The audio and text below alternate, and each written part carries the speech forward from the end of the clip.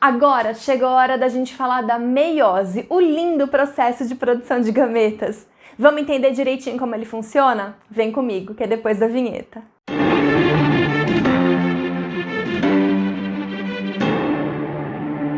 Bom, para começar, se você não se lembra dos conceitos de ploidia e estrutura básica dos cromossomos, eu preciso que você dê uma olhadinha na primeira aula do curso de divisão celular. Esses conceitos têm que estar bem fresquinhos na sua mente para você poder entender o processo de forma completa e coerente, ok? A meiose, ela tem esse nome porque é um processo de divisão que reduz o número de cromossomos e a ploidia da célula ao meio. Ela é responsável pela produção, por exemplo, dos gametas. Os gametas são células que precisam ter a metade do número de cromossomos para que, quando aconteça a fecundação, ele forme um zigoto com o número adequado de cromossomos daquela espécie. Outras células que são produzidas por meiose são os esporos, muito utilizados no processo de reprodução de plantas e de fungos. Esses esporos geram indivíduos haploides, porque ele não sofre fecundação, ele simplesmente se desenvolve. Então a mitose e a meiose, elas acontecem nos seres vivos. Alguns, como nós, sofremos os dois tipos de divisão, dependendo do momento de vida, para que as células continuem aí se proliferando e a gente continue vivo. Bom, então chegou a hora da gente entender quais são as etapas do processo de meiose. Para a gente relembrar algumas coisas, a meiose é um processo de divisão chamado de reducional. É por isso que a gente simboliza a meiose com a letra R fatorial. Por que reducional? Porque o intuito da meiose é reduzir o número de cromossomos ao meio. Ela reduz o número de cromossomos e a ploidia da célula ao meio. Então vamos falar das etapas do processo de meiose. Bom, assim como na mitose, ela é dividida em 4 etapas. Na realidade, ela vai passar por essas 4 etapas 2 vezes. Existem 2 momentos de divisão da meiose. Isso é muito importante. Enquanto a mitose sofre uma única divisão, a meiose ela sofre 2 divisões. Então a gente chama de etapa 1 e etapa 2. Na etapa 1, a meiose vai sofrer as 4 fases que nós já conhecemos: prófase, metáfase, anáfase e telófase. Prófase 1, metáfase 1, anáfase 1 e telófase 1. Depois desse momento, a célula vai passar por um pequeno período que pode variar dependendo do tipo de célula. O tempo pode ser diferente de acordo com o tipo de célula que a gente está falando, mas no geral é um período muito curto, conhecido como intercinese. E a partir desse momento, ela passa para a próxima etapa, a 2. E aí ela vai passar pela prófase 2, metáfase 2, anáfase 2 e telófase 2. Esse primeiro momento de divisão, a fase 1 da meiose, é de fato a fase onde vai acontecer a redução da ploidia e do número de cromossomos. Então é nesse momento que a gente vai transformar uma célula diploide em uma célula haploide. A segunda etapa, a etapa 2, ela é uma fase equacional e ela vai garantir somente que as cromátides irmãs sejam separadas para formar as células com o número adequado de cromossomos, mas a gente vai entender isso aqui na lousa. Vamos lá, então eu vou fazer a meiose de uma célula diploide com 4 cromossomos, da mesma forma que a gente fez a mitose. Gente, eu não escrevi todas as etapas, porque elas são idênticas ao que acontece na mitose. Eu vou citar as diferenças, o que é de fato importante para a gente destacar aqui, para entender a diferença entre a mitose e a meiose. Então vem comigo. A prófase acontece o seguinte, vamos lembrar que lá na intérfase os centríolos se duplicaram e eu comecei a ter aqui a formação das fibras do fuso que a gente chama de áster, que dão estabilidade para o centríolo. E esse áster, enquanto ele vai crescendo, ele vai empurrando os centríolos para os polos opostos da célula. A minha carioteca, ela começa a se desfazer, então as proteínas da carioteca vão se desfazer, o nucleolo começa a sumir e vai compor ali ribossomos pelo citoplasma e as moléculas de DNA estão passando pelo processo de condensação ou espiralação. É só o início do processo, elas ainda estão fininhas nesse momento. A prófase 1 da meiose é a fase mais longa de divisão celular que a gente tem. Isso porque ela ainda é dividida em outras 5 etapas. Para você entender quais são essas etapas, vem aqui comigo ver esse vídeo.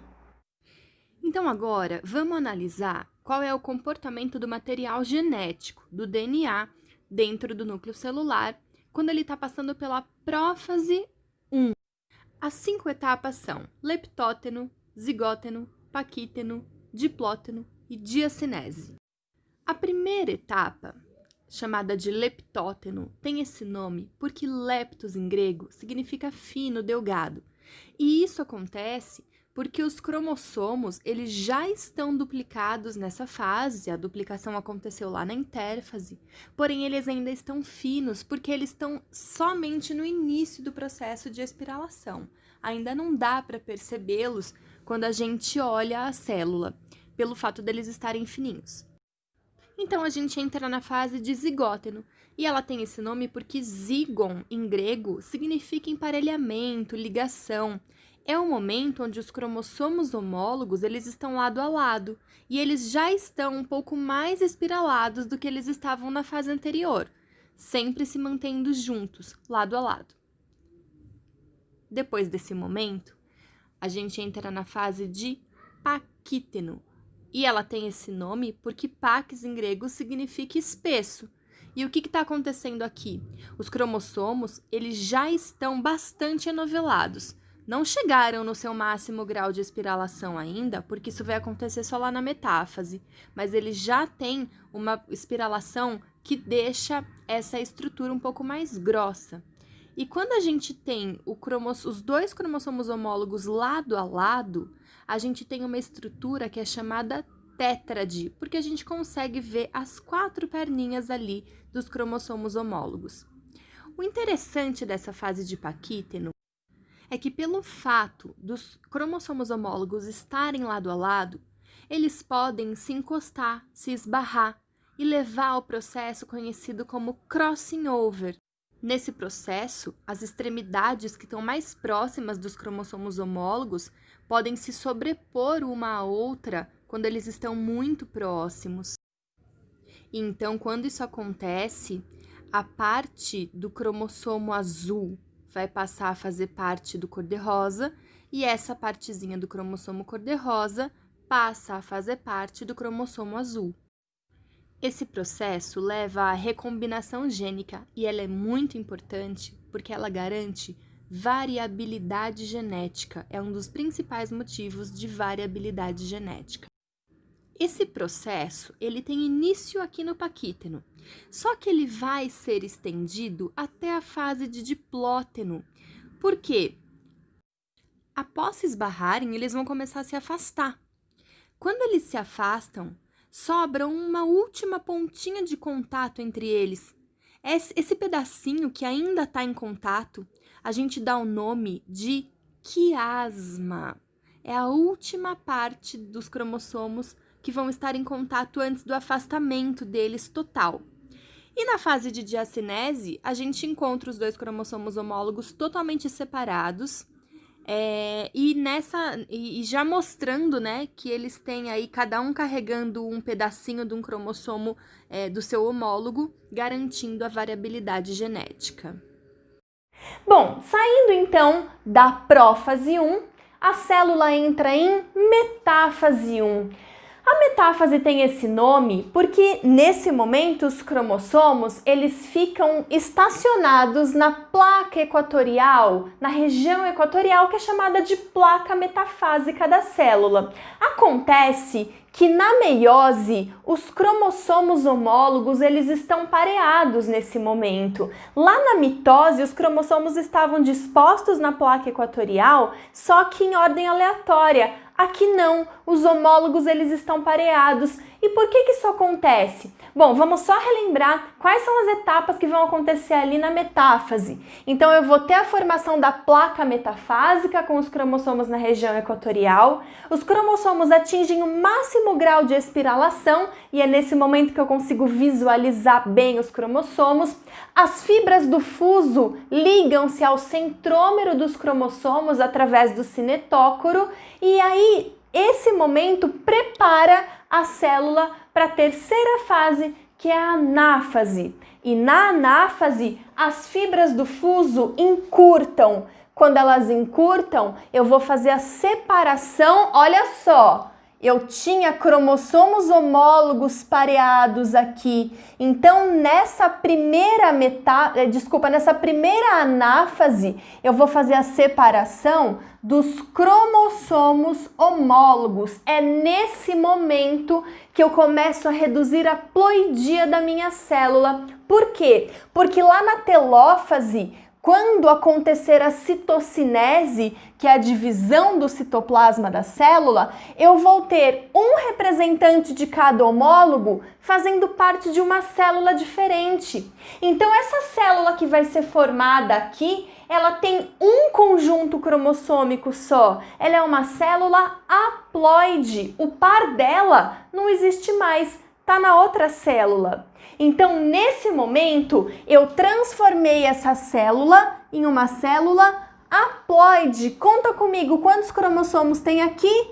2. Então, eu transformei uma célula diploide com 4 cromossomos em uma célula haploide com 2 cromossomos. O processo continua.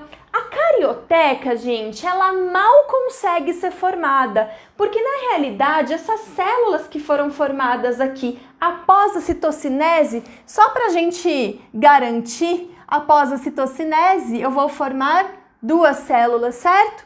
Então, essa carioteca, ela mal consegue ser formada de novo, porque em muitos tecidos as células passam muito rápido pela intercinese. Essa prófase 2 aqui, muitas vezes ela quase não existe de tão rápida que ela é. Então não dá tempo dos cromossomos desespiralarem, descondensarem e não dá tempo de formar a carioteca. Eu vou entrar então na segunda etapa do processo de meiose, a fase 2. Então, a prófase, quando ela acontece, ela é muito rápida, né? Mas vão haver os mesmos processos, os mesmos procedimentos. A metáfase, ela também não muda muita coisa, porque a característica principal da metáfase se mantém. Máximo grau de espiralação dos cromossomos e a ligação das fibras do fuso no centrômero. Acontece, gente, que essa anáfase 2, ela sim vai ser diferente. Olha aqui, eu tenho um cromossomo ligado a 2 fibras, uma de cada polo. Então, quando essas fibras encurtarem, elas vão separar cada pedacinho do meu cromossomo. Vamos lembrar o nome? As cromátides irmãs. Então, nesse momento, quando as fibras do fuso encurtam, elas vão separar as cromátides irmãs. E essa diferença é muito importante. E depois disso, essa célula vai para a telófase 2 sofrer a citocinese.